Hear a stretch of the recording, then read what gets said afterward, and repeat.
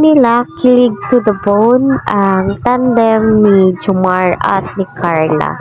Dahil nga po sa taglay na katangian ni Carla na tila ba'y napakahinhin niya, napakamahiyain po niya, at ang kanyang partner o katandem niya, itong si Jomar, ay napaka-jolly, which is swak na swak po talaga. No?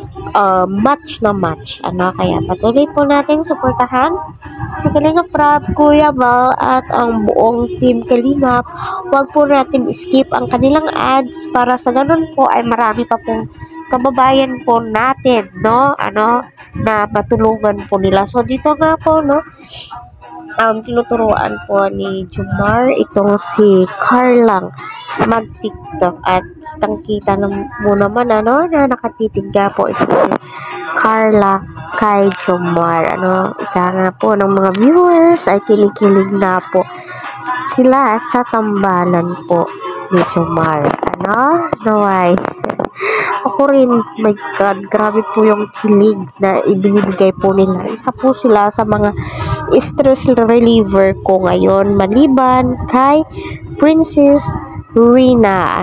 So, dito nga po, ay marami ang nagsasabi kay Kalingap Rab na naway tuloy-tuloy po ang kanyang pag-upload, kay Jomar at kay Carla, kasi biglaan lamang po ito kasi nung unang pagkita nila, first time nilang nakita ni Carla itong si Jomar, biglang nahiya.